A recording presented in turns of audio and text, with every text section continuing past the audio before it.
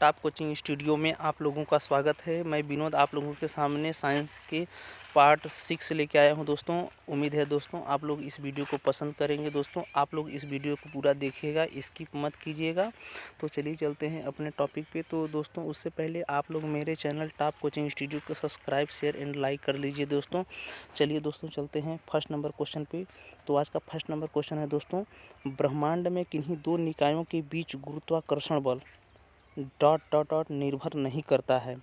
तो दोस्तों किस पर जो गुरुत्वाकर्षण है वो बल किस पे निर्भर नहीं करता है। तो दोस्तों आप लोग बताइए इसका राइट आंसर। तो ऑप्शन नंबर ए दोस्तों इसमें दिया है उनके बीच की दूरी पर, बी ऑप्शन दिया है उनके द्रव्यमान के गुणनफल पर, सी ऑप्शन है गुरुत्वीय स्थिरांक पर और डी ऑप्शन है उनके द्रव्यमान के योग पर। तो आप लोग इस क्वेश्चन का राइट आंसर बताइए दोस्तों। आप लोग इस क्वेश्चन का राइट आंसर बताइए। तो दोस्तों इसका फार्मूला क्या होता है दोस्तों, कैपिटल जी बराबर होता है दोस्तों स्मॉल जी m1 इंटू m2/r² दोस्तों। तो इसमें गुरुत्वीय स्थिरांक दोस्तों जी पर तो निर्भर करता ही है। उनके द्रव्यमान के गुणनफल दोस्तों m1 m2 द्रव्यमान का गुणनफल भी निर्भर करता है। अब दूरी पर भी निर्भर करता है दोस्तों, r² दूरी है उसके निर्भर करता है दोस्तों, लेकिन उनके द्रव्यमान के योग पर निर्भर नहीं करता। तो दोस्तों इस क्वेश्चन का राइट आंसर हो जाएगा ऑप्शन नंबर डी, उनके द्रव्यमान के योग पर निर्भर नहीं करता है दोस्तों। तो इस क्वेश्चन का राइट आंसर क्या हो जाएगा दोस्तों, ऑप्शन नंबर डी। तो चलिए चलते हैं अगले नेक्स्ट क्वेश्चन पे। तो अगला नेक्स्ट क्वेश्चन है दोस्तों, ब्रह्मांड की प्रत्येक वस्तु दूरी वस्तु को एक बल द्वारा आकर्षित करती है जो ... के समानुपाती होती है। तो बताइए दोस्तों, ब्रह्मांड की प्रत्येक वस्तु दूरी वस्तु को एक बल द्वारा आकर्षित करती है। तो पहला ऑप्शन दिया है दोस्तों इसमें उनकी ऊंचाइयों के गुणक पर, उनके आयतनों के गुणक पर, उनके द्रव्यमानों के गुणक पर, उनकी ऊर्जाओं के गुणक पर। तो इस क्वेश्चन का राइट आंसर क्या होगा दोस्तों, तो ऑप्शन नंबर सी, उनके द्रव्यमानों के गुणक पर। तो इस क्वेश्चन का right answer option number C हो जाएगा। तो चलिए चलते हैं अगले नेक्स्ट क्वेश्चन पे। तो अगला नेक्स्ट क्वेश्चन दोस्तों देख लेते हैं क्या है, रेडियो द्वारा उत्पादित ध्वनि ... से बढ़ती है। किससे बढ़ती है दोस्तों, जो रेडियो द्वारा उत्पादित ध्वनि होती है वो किससे बढ़ती है। तो पहला ऑप्शन दिया दोस्तों इसमें आयाम बढ़ने से, बी ऑप्शन है तरंग दैर्ध्य बढ़ने से, सी ऑप्शन है आवृत्ति बढ़ने से और डी ऑप्शन है पिच बढ़ने से। तो इस क्वेश्चन का राइट आंसर बताइए दोस्तों। तो इस क्वेश्चन का राइट आंसर क्या हो जाएगा, ऑप्शन नंबर ए, आयाम बढ़ने से रेडियो द्वारा उत्पादित जो ध्वनि होती है वो बढ़ जाती है दोस्तों। तो ऑप्शन नंबर ए इस क्वेश्चन का राइट आंसर हो जाएगा। तो चलिए चलते हैं अगले नेक्स्ट क्वेश्चन पे। तो अगला नेक्स्ट क्वेश्चन है दोस्तों, तरंग चाल, आयाम, तरंग दैर्ध्य और आवृत्ति सभी को कहा जाता है, क्या कहा जाता है दोस्तों। तो ऑप्शन नंबर ए दिया है दोस्तों इसमें तरंग के रासायनिक गुण, बी ऑप्शन है तरंग की विशेषताएं, सी ऑप्शन है तरंग के घटक और डी ऑप्शन है तरंग के कार्य। तो इस क्वेश्चन का राइट आंसर बताइए। तो इस क्वेश्चन का राइट आंसर हो जाएगा दोस्तों ऑप्शन नंबर बी, तरंग की विशेषताएं। तरंग की विशेषताएं इस क्वेश्चन का राइट आंसर हो जाएगा। तो चलिए चलते हैं अगले नेक्स्ट क्वेश्चन पे। तो अगला नेक्स्ट क्वेश्चन देख लेते हैं दोस्तों क्या है कि किस साल में ओले रोमर ने इतिहास में पहली बार प्रकाश की गति को मापा था। तो किस सन में मापा था दोस्तों। तो ऑप्शन नंबर ए है 1776, बी ऑप्शन है 1676, सी ऑप्शन है 1876 और डी ऑप्शन है 1867। तो इस क्वेश्चन का राइट आंसर बताइए। तो ऑप्शन नंबर बी 1676, ओले रोमर ने इतिहास में पहली बार प्रकाश की गति को 1676 ईस्वी में मापा था दोस्तों। तो इस क्वेश्चन का right answer option number B हो जाएगा। तो चलिए चलते हैं अगले नेक्स्ट क्वेश्चन पे। तो अगला नेक्स्ट क्वेश्चन है दोस्तों, किसी माध्यम की प्रकाश को परावर्तित करने की क्षमता को इसके ... द्वारा भी व्यक्त किया जाता है। तो पहला ऑप्शन दिया इसमें क्षेत्र घनत्व, बी ऑप्शन है प्रकाश घनत्व, सी ऑप्शन है पृष्ठ घनत्व और डी ऑप्शन है द्रव्यमान घनत्व। तो इस क्वेश्चन का राइट आंसर बताइए दोस्तों।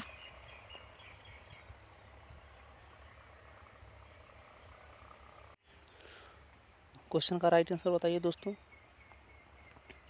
तो पहला ऑप्शन दोस्तों इसमें ऑप्शन नंबर बी, प्रकाश घनत्व। प्रकाश घनत्व इस क्वेश्चन का राइट आंसर हो जाएगा दोस्तों। चलिए चलते हैं अगले नेक्स्ट क्वेश्चन पे। तो अगला नेक्स्ट क्वेश्चन है दोस्तों कि प्रकाश की किरण पानी से ग्लास तक जाती है, यह झुकता है, तो पहला ऑप्शन दिया है इसमें सामान्य की ओर और गति बढ़ती है, बी ऑप्शन है सामान्य से दूर और गति बढ़ती है, सी ऑप्शन है सामान्य की ओर और धीमा हो जाता है, और डी ऑप्शन है सामान्य से दूर और धीमा हो जाता है। तो इस क्वेश्चन का राइट आंसर बताइए दोस्तों। तो इस क्वेश्चन का राइट आंसर हो जाएगा ऑप्शन नंबर सी, सामान्य की ओर धीमा हो जाता है। तो ऑप्शन नंबर सी इस क्वेश्चन का राइट आंसर हो जाएगा।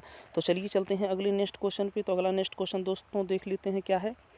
तो इलेक्ट्रिक सर्किट में धारा नियंत्रक का प्रयोग प्रायः परिवर्तित करने के लिए किया जाता है। क्या परिवर्तित करने के लिए नियंत्रक धारा जो इलेक्ट्रिक सर्किट होती है वो किसके लिए यूज किया जाता है दोस्तों। तो ऑप्शन नंबर ए है तापमान, बी ऑप्शन है प्रतिरोध, सी ऑप्शन है विद्युत धारा और डी ऑप्शन है विभवांतर। तो इस क्वेश्चन का राइट आंसर बताइए दोस्तों। इस क्वेश्चन का राइट आंसर बताइए क्या हो जाएगा, बताइए दोस्तों क्या होगा आंसर इसका। तो ऑप्शन नंबर बी प्रतिरोध।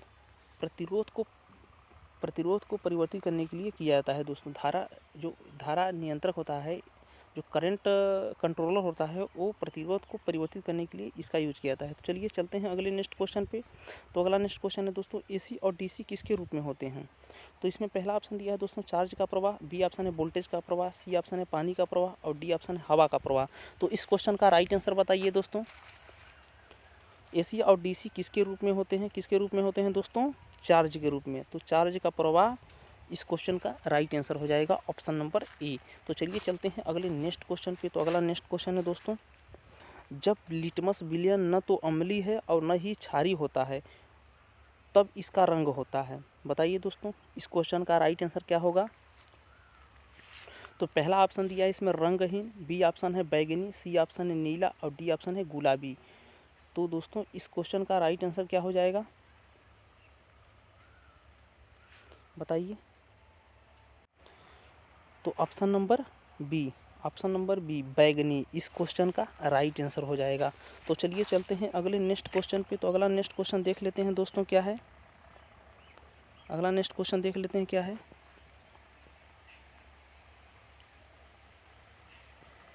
जब लिटमस को बोरेक्स के विलयन में लिया जाता है तो यह हो जाता है। तो इसमें कैसा हो जाता है दोस्तों। पहला ऑप्शन दिया है गुलाबी, बी ऑप्शन है नीला, सी ऑप्शन है नारंगी दोस्तों इसको सॉरी इसमें गलत दे दिया है, और डी ऑप्शन है लाल। तो इस क्वेश्चन का राइट आंसर बताइए।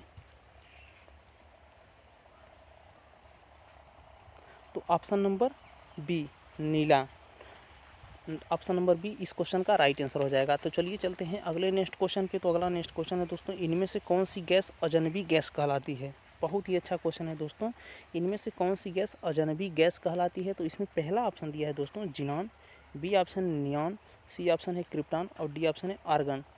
तो बताइए दोस्तों इस क्वेश्चन का राइट आंसर क्या हो जाएगा। तो xenon, option number A xenon को अजनबी गैस कहा जाता है दोस्तों। चलिए चलते हैं अगले नेक्स्ट क्वेश्चन पे। तो गैफीन क्या है। तो इसमें पहला ऑप्शन दिया है कार्बन का अपर रूप, बी ऑप्शन है एक लोकप्रिय ग्राफिक्स सॉफ्टवेयर, सी ऑप्शन है एक पौराणिक जानवर और डी ऑप्शन है एक संक्रमित घाव। तो इस क्वेश्चन का राइट आंसर बताइए। तो इस क्वेश्चन का right answer option number A carbon का अपर रूप। गैफीन क्या है, कार्बन का एक अपर रूप है। तो चलिए चलते हैं अगले नेक्स्ट क्वेश्चन पे। तो अगला नेक्स्ट क्वेश्चन है दोस्तों वॉशिंग सोडा का इस्तेमाल किया जाता है किसके रूप में किया जाता है दोस्तों। पेयजल के कीटाणु रोधन के लिए, बी ऑप्शन है पकाने के लिए, सी ऑप्शन है कठोर जल को नरम करने के लिए, डी ऑप्शन एक गैर जहरीले घटक के रूप में घरेलू देखभाल पर उत्पादन के तौर पर। तो इस क्वेश्चन का राइट आंसर बताइए दोस्तों। इस क्वेश्चन का राइट आंसर बताइए। तो ऑप्शन नंबर सी कठोर जल को नरम करने के लिए वॉशिंग सोडा का इस्तेमाल किया जाता है। तो ऑप्शन नंबर सी इस क्वेश्चन का राइट आंसर हो जाएगा। तो चलिए चलते हैं अगले नेक्स्ट क्वेश्चन पे। तो अगला नेक्स्ट क्वेश्चन है दोस्तों जिप्सम है। पहला ऑप्शन दिया है इसमें अयांत्रिक रूप से निर्मित एक अवसादी सेल, बी ऑप्शन है आग्नेय सेल, सी ऑप्शन है रासायनिक रूप से अवक्षेपित अवसादी सेल और डी ऑप्शन है कायांत्रिक सेल। तो इस क्वेश्चन का राइट आंसर बताइए दोस्तों। इस क्वेश्चन का राइट आंसर बताइए।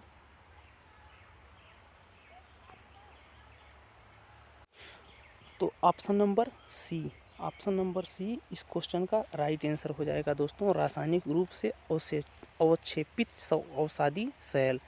तो चलिए चलते हैं अगले नेक्स्ट क्वेश्चन पे। तो अगला नेक्स्ट क्वेश्चन है दोस्तों, एक कंडरा किससे बनाया जाता है? एक कंडरा किससे बनाया जाता है? तो पहला ऑप्शन दिया है इसमें केवल कोलेजन फाइबर, बी ऑप्शन है अस्थिर संयोजी ऊतक फाइबर, बी या सी ऑप्शन है दोस्तों स्थिर संयोजी ऊतक फाइबर, और डी ऑप्शन है स्थिर और अस्थिर संयोजी ऊतक फाइबर। तो इस क्वेश्चन का राइट आंसर बताइए दोस्तों। तो इस क्वेश्चन का राइट आंसर बताइए। तो ऑप्शन नंबर ए, केवल कोलेजन फाइबर से ये कंडरा बनाया जाता है। तो चलिए चलते हैं अगले नेक्स्ट क्वेश्चन पे। तो हड्डियों को जोड़ता है, कौन हड्डियों को जोड़ता है दोस्तों? तो पहला ऑप्शन दिया है उपास्थि, बी ऑप्शन है ऑरल, सी ऑप्शन है स्नायु, और डी ऑप्शन है स्नायु बंधन। तो इस क्वेश्चन का राइट आंसर बताइए। तो ऑप्शन नंबर क्या हो जाएगा दोस्तों? ऑप्शन नंबर डी, स्नायु बंधन। तो दोस्तों इस क्वेश्चन का right answer option number D हो जाएगा। तो चलिए चलते हैं दोस्तों, अगला नेक्स्ट क्वेश्चन है कि धारीदार पेशियाँ होती हैं, कैसी होती हैं धारीदार पेशियाँ दोस्तों? तो एक पहला ऑप्शन दिया है एक नाभिक, बी ऑप्शन है द्विनाभिक, सी ऑप्शन है बहुनाभिक, और डी ऑप्शन है अनाभिक। तो इस क्वेश्चन का राइट आंसर बताइए। तो option number C, option number C इस क्वेश्चन का राइट आंसर हो जाएगा। तो चलिए चलते हैं अगले नेक्स्ट क्वेश्चन पे। तो अगला नेक्स्ट क्वेश्चन है दोस्तों, प्याज काटते समय आँखों में जलन पैदा करने वाला यौगिक कौन सा है? दोस्तों जब हम प्याज को काटते हैं तो हमारे आँखों से आंसू निकलने लगते हैं, वो किस कारण से होता है? कौन सी ऐसी गैस निकलती है प्याज में से जिससे हमारी आँखों में आंसू आ जाते हैं? बताइए दोस्तों। तो option number C, option number C sulphur, sulphur के निकलने से हमारे आँखों में जलन पैदा होती है दोस्तों। तो चलिए चलते हैं अगले नेक्स्ट क्वेश्चन पे। तो अगला और लास्ट क्वेश्चन है दोस्तों, मानव शरीर की सबसे छोटी मांसपेशी कौन सी है? कौन सी है दोस्तों? मानव शरीर की सबसे छोटी मांसपेशी कौन सी है? बताइए। पहला ऑप्शन दिया है इसमें अंशपेशी, बी ऑप्शन है स्टेपेडियस, और सी ऑप्शन है दोस्तों टिबियालिस, और डी ऑप्शन है हृदय। तो इस क्वेश्चन का राइट आंसर क्या हो जाएगा? तो इस क्वेश्चन का right answer option number B, stapedius. दोस्तों आज का सेशन यहीं पे ख़त्म करते हैं दोस्तों, और मेरे वीडियो को आप लोग देखिए दोस्तों, क्योंकि ग्रुप डी का एग्ज़ाम जल्द ही जल्द आने वाला है दोस्तों। इसमें टॉप 20 क्वेश्चन हैं, तो आप लोग इसको एक बार दो बार देखेंगे तो आप लोगों का ये क्वेश्चन तैयार हो जाएगा। और ग्रुप डी में इसी तरीके से आजकल क्वेश्चन पूछे जा रहे हैं। तो चलिए चलते हैं दोस्तों, अगले वीडियो में मिलते हैं। उससे पहले दोस्तों आप लोग मेरे चैनल टॉप कोचिंग स्टूडियो को सब्सक्राइब, शेयर एंड लाइक कर लीजिए। चलते हैं नेक्स्ट वीडियो में।